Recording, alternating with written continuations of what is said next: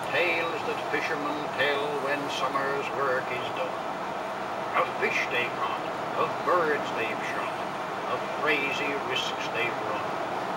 But never did a fisherman tell a tale so tall be a half a mile, as Grandpa Walcott told that night in the smoke room on the Kyle. With baccy smoke from 20 pipes, the atmosphere was blue. There was many a have another, boy, and don't mind if I do.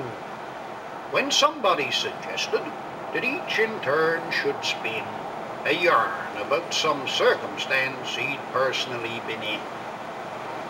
Then tales were told of gun barrels bent to shoot around a cliff, of men thawed out and brought to life that had been frozen stiff, of bark pots carried off by flies, of pathways chopped through fog, of Uncle Bill, who barefoot kicked the knots from a 12-inch log.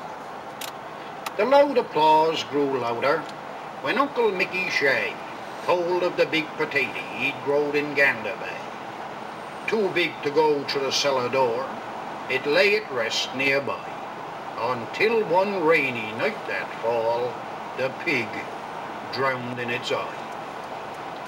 But meanwhile in a corner, his grey head slightly bowed, sat Grandpa Walcott, 84, the oldest of the crowd. Upon his weather-beaten face there beamed a quiet grin, when someone shouted, "Grandpa, 'tis your turn to chip in." "Boys, leave me out," said Grandpa. "Thanks, don't mind if I do." "Well, all right, boys, if you insist. I'll tell you one that's true.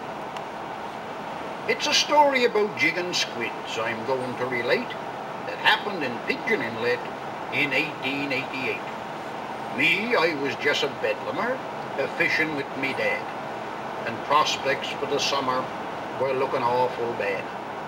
The Capelin scull was over, it hadn't been too bright, and here was August come and gone, and nar a squid in sight. Day after day we searched for squids till dark from the crack of dawn.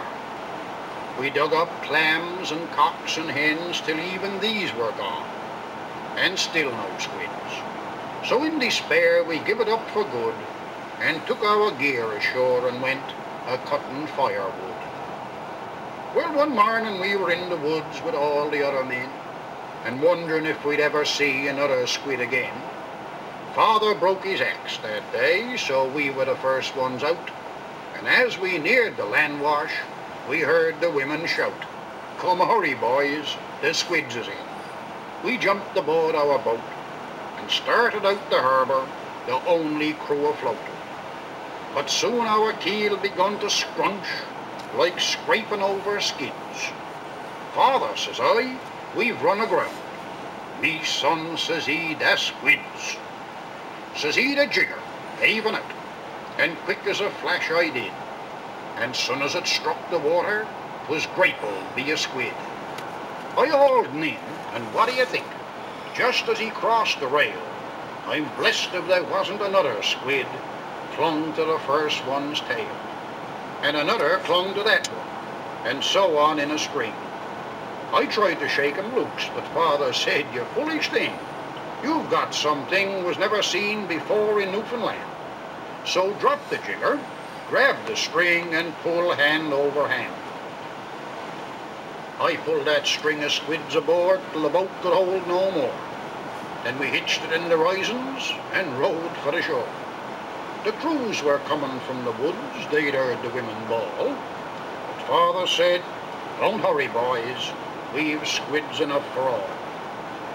So Uncle Jimmy took the string until he had enough, then neighbour-like he handed it on to Skipper Levi Cuff.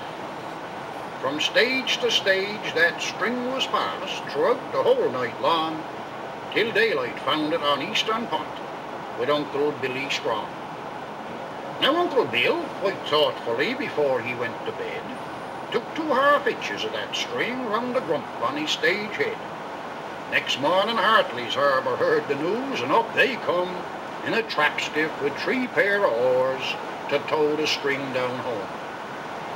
When Hartley's Harbour had enough the following afternoon, That string went on from place to place until it reached Harpoon.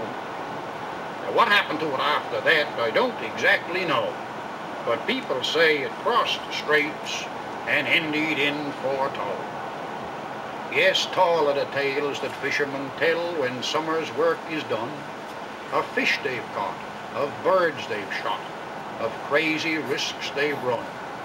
But never did a fisherman tell a tale so tall be a half a mile, as Grandpa Walcott told that night in the smoke room on the Cup.